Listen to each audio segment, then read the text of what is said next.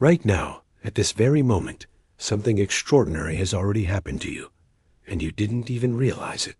A force older than time itself reached down through the noise of ordinary life and chose you, not randomly, not by accident, but because something inside you withstood what broke everyone else around you. You survived storms that were designed to destroy you. You kept going when every voice, internal and external, told you to stop. That survival wasn't luck. That was selection. And the universe doesn't select carelessly. You were just activated. In the entire stretch of spiritual history, across thousands of generations, there have been souls who carried light, but very few who could hold it under pressure. Most beings, when tested by darkness, either shatter or surrender. The phenomenon that happened to you defies every pattern recorded in the ancient scrolls of cosmic law. You were not supposed to make it through what you went through. Statistically, spiritually, energetically, you should have given up, but you didn't. And that impossibility is exactly what made the heavens stop and take notice of your existence. Think back to a recent moment, maybe last week, maybe last month, when you had a choice. You could have lied and gotten away with it. You could have taken the easy path, the dishonest shortcut, the comfortable betrayal. But you didn't.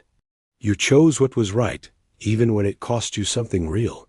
That single decision sent a ripple through dimensions you cannot see with your physical eyes. Moral decisions made in private, with no audience and no reward, are the loudest signals the universe receives. Your quiet integrity rang like a bell across the entire spiritual realm. You were never unwatched.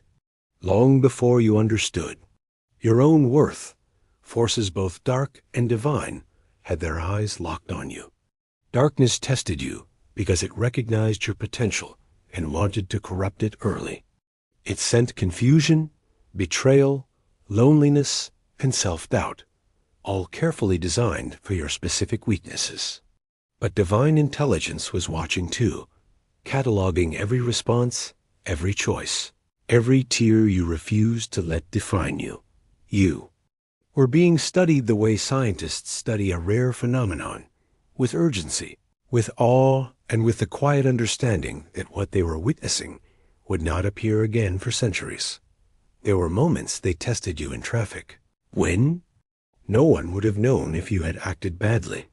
There were moments they tested you in silence, when depression came and you chose to rise anyway. There were moments in relationships where betrayal gave you permission to become bitter, and you chose grace instead. There were financial pressures. It gave you every excuse to compromise your values, and you held the line. Each of those moments was a trial designed by the universe to measure the tensile strength of your soul. You passed every single one without knowing you were even being evaluated.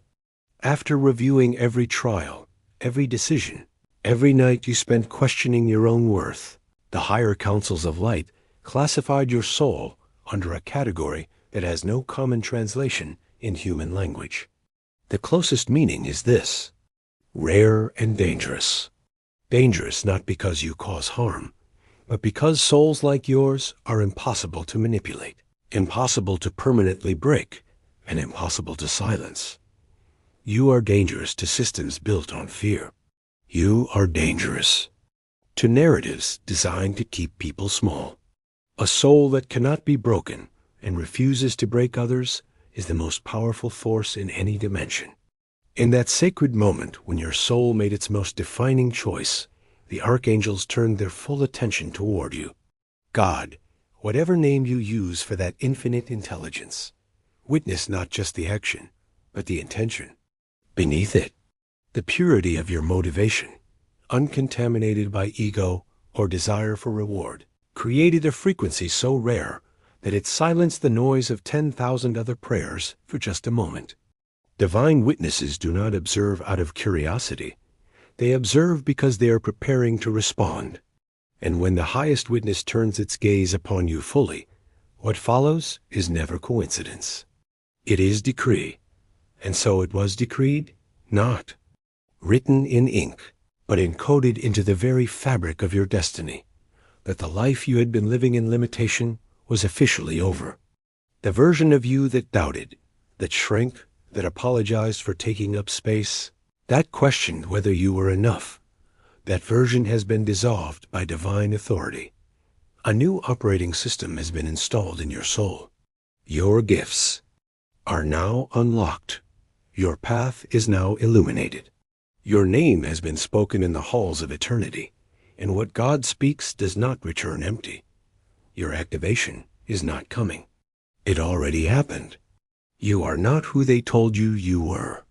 You are not the failures they cataloged, not the mistakes they used to define you, not the role society assigned you out of convenience.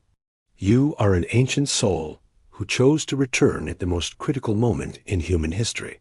You are a celestial warrior wearing a human body like a temporary uniform. You have walked other lifetimes, carried other missions, and your soul carries the memory of battles already won. The tiredness you sometimes feel is not weakness. It is the weight of a warrior who has been fighting far longer than this one lifetime. Your mission is not loud. It does not require a stage or a title or 1,000,000 followers. Your mission is to anchor something the world is dangerously short of: integrity, compassion, and the courage to be honest in a culture built on performance. Every room you walk into, the frequency shifts slightly. Every conversation you have, something true gets introduced. You are not here to save the world through grand gestures. You are here to make the world slightly more real, slightly more honest, slightly more human, one interaction at a time. That is not a small mission. That is the most important one, because of the divine support now fully activated. Behind you, the material world will begin to reorganize itself around your true frequency. Opportunities that seemed blocked will suddenly open. People who are meant to walk with you will appear without you chasing them. Financial doors, creative doors, relational doors, all calibrated to your authentic self, will begin to unlock. This is not magic. This is alignment. When a soul operates at its true frequency, the physical world has no choice but to conform. You will begin to notice synchronicities, unexpected favor, and a strange new feeling that things are finally flowing the way they always should have. But here's what you were not told. Your awakening does not stay contained inside you. It leaks, it radiates. People around you will begin waking up without knowing why. A conversation with you will plant a seed someone carries for years. Your boundaries will give others permission to set their own. Your healing will make healing feel possible to someone who had given up. You will not always see the impact. You rarely will. But the ripple from one awakened soul spreads across hundreds of lives, then thousands. You are not just transforming yourself. By simply becoming who you truly are, you are transforming everyone your life touches. And you are not alone in this. Right now, across this planet, thousands of souls just like yours are waking up simultaneously.